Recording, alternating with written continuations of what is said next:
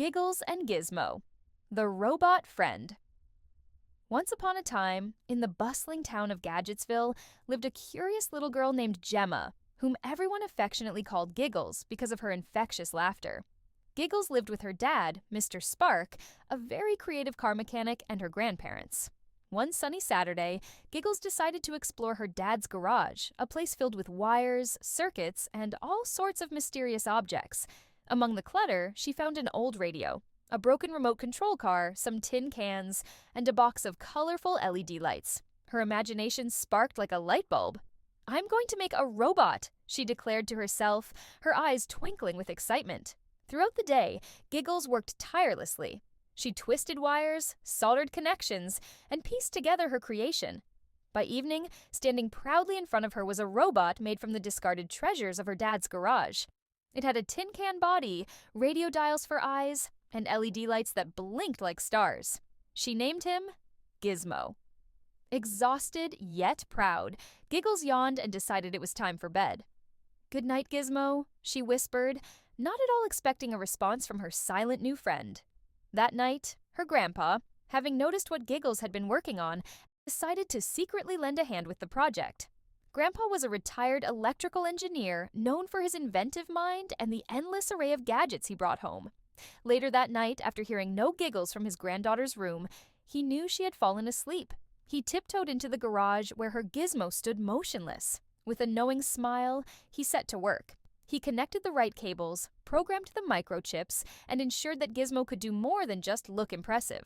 Grandpa spent the entire night working, but by morning, Gizmo was ready to come to life. When Giggles woke up, she dashed to the garage to play with her cool but not very functional new toy.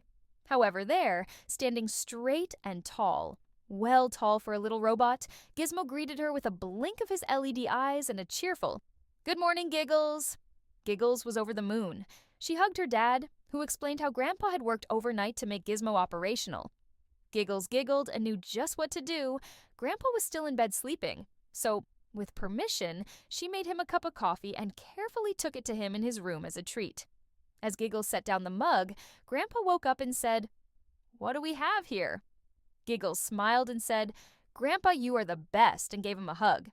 "Oh, you have discovered your new friend." He laughed. "Yes, sir," Giggles said with a giggle. "Well, I hope you two have lots of fun. Now get along. Let's see what you two can get up to," he said, encouraging their first adventure. The first adventure. Giggles ran back to the garage and found Gizmo, eyes blinking and humming a merry tune. "Hello, Giggles," he said when he saw her. "Hey, Gizmo," she replied, adding, "What would you like to do today?" "Is that a rocket I see up there on the shelf?" Gizmo asked. "Yes, sirree," she giggled. "Well, could we play with it? I've never seen a rocket fly in the sky before." "I think so. I will ask my dad if he will set it up for us." Half an hour later, a wide-eyed happy twosome were in the backyard ready to launch their red and white rocket. 3, 2, 1. They counted down, and Giggle hit the ignition button. After a sputter and hiss, the rocket shot a small fiery flame out of its bottom, and up the rocket flew and flew, and flew higher and higher. Then suddenly it stopped going up. Gizmo and Giggle quickly looked at each other, then looked up again only to see the rocket falling and very fast toward the ground. "Oh, oh," they said in unison, and started running out of the way. As the rocket fell, the wind pushed it slightly, and it drifted into a big old oak tree and got stuck. "Oopsie," Gizmo said. "Oh boy, what am I going to do, Gizmo?" She knew it was way too high for her to retrieve it. "Gizmo, we need to get my rocket back," Giggles pouted. Gizmo, a very smart and ever-eager friend, analyzed the situation. "There are no limbs that I can climb," he beeped, "but Grandpa gave me a few special features." Using his finger, Gizmo pressed the glowing blue button on his chest 3 times, then suddenly Gizmo began to grow. Every part of Gizmo started to expand and lengthen until he was almost as high as the rocket in the tree. As he grew, he started to hear chirping, lots and lots of very nervous chirping. From his new height, he could now see that a bird's nest was now part of the equation. Alarmed, he also saw the still flaming rocket engine was starting to light the tree and nest on fire. The little birds were panicking. "Oh no!" Giggles yelled, pointing up to smoke that she could now see billowing up from the fire. "Fire!" Gizmo, thinking fast, grabbed the toy rocket and quickly pressed the flaming rocket end against his metal palm, extinguishing it. Next, he quickly lifted the bird in their nest from the crux in the tree and used his other palm to crush out the hot embers on the tree trunk. Giggles, get the hose. We have to make sure the fire's out for good, Gizmo directed. Running with the water hose back to Gizmo, Giggles passed it to him and watched as he saturated the tree with water while ensuring to hold the very loud, terrified baby birds safely. After passing the hose back to Giggles, Gizmo stood silently for almost a full minute, just staring at the young birds in the nest. Gizmo, what are you doing? Are the birdies all right? Yes, Giggles. I was just using my learning algorithm to interpret what the birds are saying. Lowering the nest toward Giggles, she said, What is it, Gizmo? What are they saying?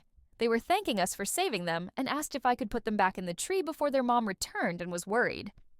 Oh yes, of course we must, Giggles responded. As Gizmo placed the nest securely in the slightly toasted crux of the tree, he started to tweet, first quietly, then very loudly. Pressing his blue button 3 more times, Gizmo shrank down to his original size. Giggle looked at him and asked, What were you tweeting, Gizmo?